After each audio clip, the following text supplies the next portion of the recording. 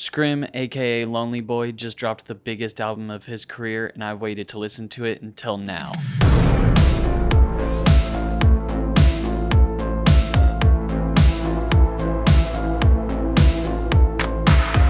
His new album, Runaway, has a total of 59 songs, which is crazy. I don't think I've ever seen anybody else drop as many songs on an album, a solo album, as Scrim, aka Lonely Boy, just did. And I think obviously just Scrim being who he is from the famous Suicide Boys, he's just crazy talented with what he can do. The amount of songs that Suicide Boys puts out, and then for him to come out with 59 songs on his solo album is just insane. So we're going to take a deep dive into Scrim's new album, Runaway, which I think is probably one of the craziest things. I definitely did not expect him to drop 59 songs. And of course, G59, 59 songs. I know that Suicide Boys and Scrim are really into kind of dropping those breadcrumbs along the way. They implement, they kind of weave in different things to keep the whole, I don't know, kind of like aesthetic, I guess that you can say. Only using their own beats to only using one videographer for the remainder of their career, it seems. And I think that Scrim coming out with that many songs and that many music videos is just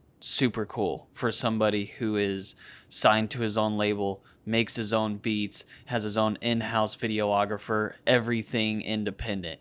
That's one thing I love about Suicide Boys and Scrim and Ruby and their whole collective and what they've really built to be one of the biggest artists in today's music industry, and all independent. Not a lot of people are doing that anymore. So for them to do that and to master it and be one of the biggest artists out right now and in the past 10 years is crazy. One thing I've noticed about Scrim and his kind of evolution from Suicide Boys is that it used to be really mystique, obviously really dark, all that overall vibe of Suicide Boys they kind of carried on for a long time.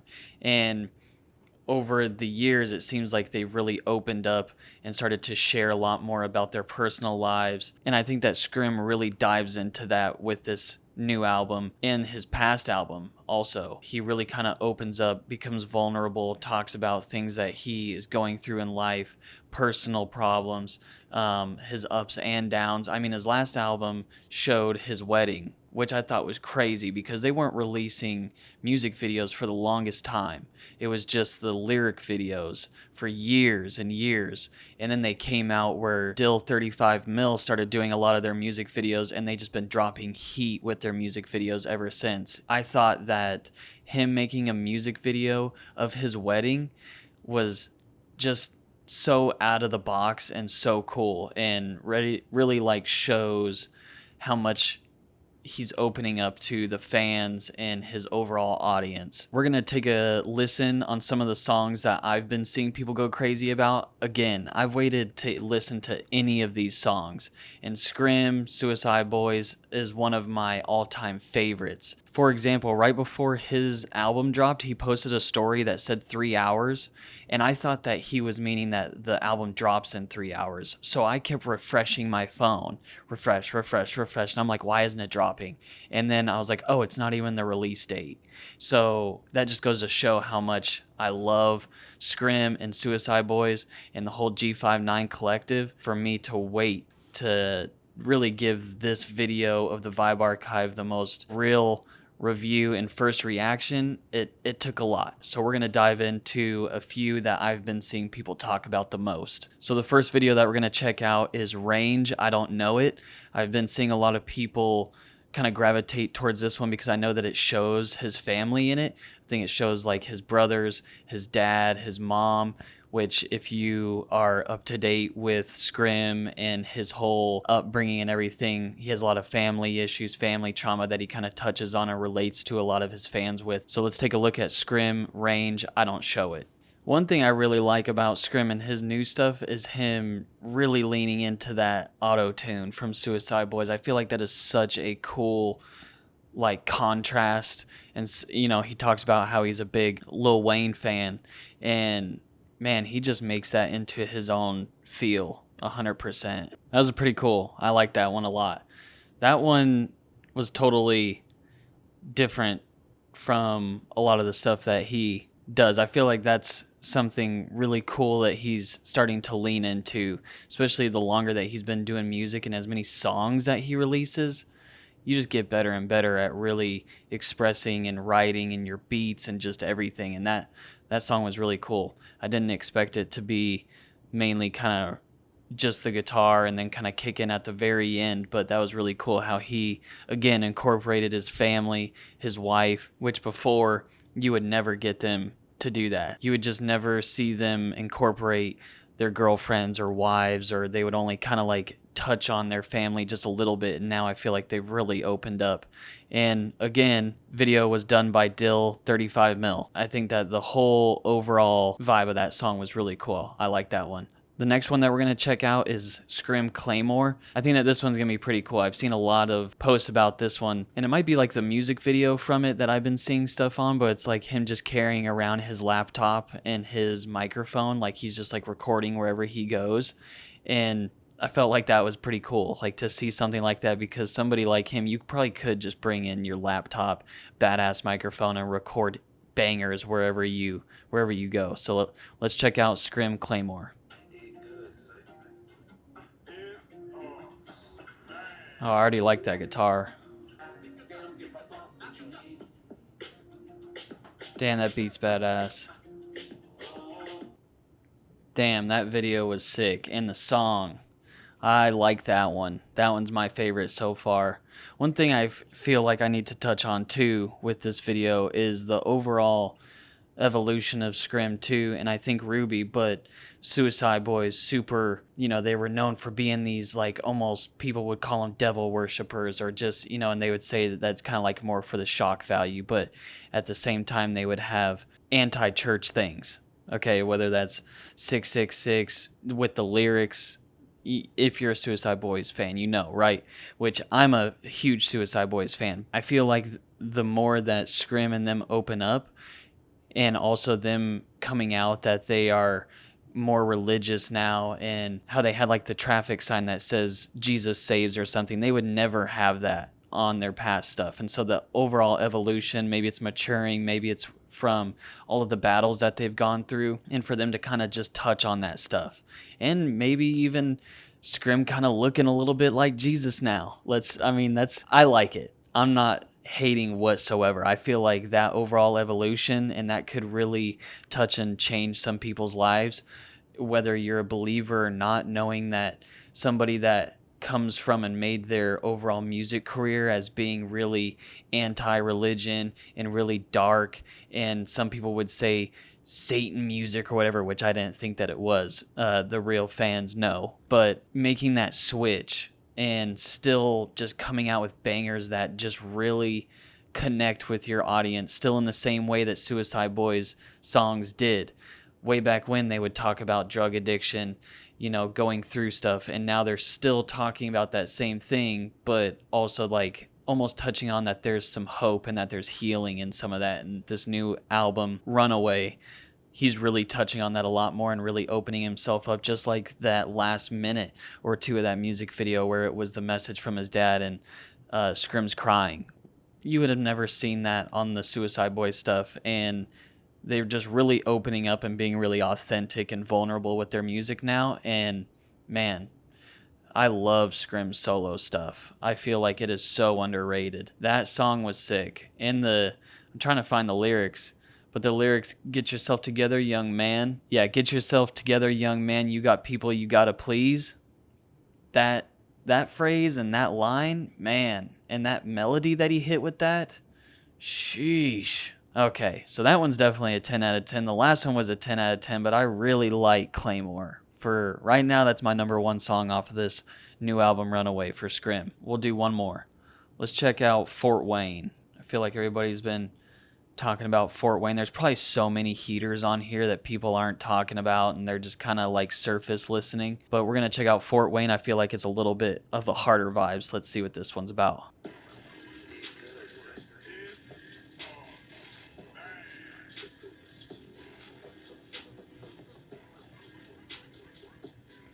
Man, Dill 35 mil kills these videos. That was pretty cool. I like that one. That's a pretty cool switch up on that from the first two.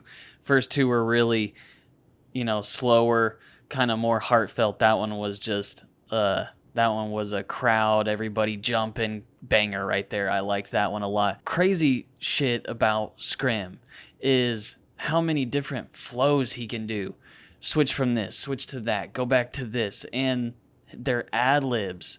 His ad libs are just getting so good to where they really complement the song. A lot of people just kind of like they take ad libs not so serious, I would say, where man, they have mastered their ad libs and they've been kind of consistent, like the no side type, like where they have it going consistently over and over and over again, where it just really builds that energy up, man. That's, yeah. So, Fort Wayne's a heater. All right, let's do one more. We're going to do Scrim Country Boy. I've been seeing a lot of people on this one, and the overall look of this video looks pretty sick. So let's check this one out. Oh, yeah, this has that, like, 2001 look to it.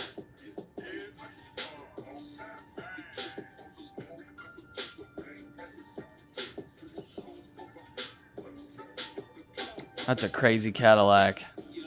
That was pretty cool. So, Scrim Country Boy. That one, I like the overall video of that one, the overall aesthetic and everything, and the beat. I like that. That's, again, totally different from the last three. First one's super slow, heartfelt, family type thing. Second one was more of an in-depth personal challenge. Third one was more hard, just fuck it, we're just gonna rage out. And then this one was kind of like a tribute to kind of like his inspirations, I would say, in that early funk type era with the old Cadillac and the paint jobs and the real overlays of staff clothing that they have. And that, yeah, I like that one too. That one was a heater. There was a certain lyric that he said, a certain phrase, and I'm going to try to find because I instantly saw it. Okay, here it is. My swag so dummy make a black man wanna be a honky. That is crazy. I haven't heard honky in so long, and that line right there is crazy. My swag so dummy make a black man want to be a honky. That's crazy. Oh my god. That's hilarious. I like that song. That song was sick. So the album Runaway is definitely a heater. I mean, I only touched on the top 4 just for this video, and I'm going to dive deeper. This album is super sick. One thing that I've noticed is whenever you're watching the lyric videos and like listening to the lyrics and everything, is that he's not like rhyming specifically. It's not like at cat or something like that. He's literally like forming the words for the next line to rhyme it in a sense, where they don't even rhyme together if you were to say them both like so cold, but his like delivery of how he's saying some of these words to make them rhyme into the next word, that just goes to show how much work he has put in. And I like the fuck 10,000 hours, I got 200 months. Like, you can just tell that he just does this all the time. That he kind of referenced that in Claymore, where he's just saying, I feel like I have no life because I do this all the time. The hard work has definitely paid off. There's no sacrifice without the win. So there's probably things that he definitely misses out on family-wise and connection-wise and trying to balance it all. But you can totally see how his lyrical artistry and his overall like education, or I don't even know how to describe it, but the way that he writes his lyrics and to form them and how he just puts it all together. Like, you're not doing that just being in the game for like a couple of years and you have like 10 songs under your belt or even like a couple albums. They've released so much music where over the years you're just getting better and better and better, and you can tell. I can just see it with the overall music videos and the lyrical content and the different types of beats that he's putting on his solo stuff that's apart from Suicideboys, because obviously Suicideboys has dabbled in like different songs and different types of like sounds, especially that one Screwed Down album that they came out with where everybody had like mixed emotions, and then that one more like heavier type of album that they came out with. But I feel like him and Ruby going their own different directions with their solo stuff kind of lets them express different avenues that they're kind of like boxed into with Suicideboys. They can go out and really do some auto-tune type songs with Scrim. Ruby can go out and do his punk rock stuff. Like, that's necessary, especially whenever you blow up as big as Suicideboys has, that you kind of have to have a release into something else whenever you're doing that much music, because then you'll get just burnt out on it. Him coming out with 59 songs, and for just the first 4 to all be completely different, you know that there's just going to be a whole range of songs for this album, Runaway. I feel like that is really cool.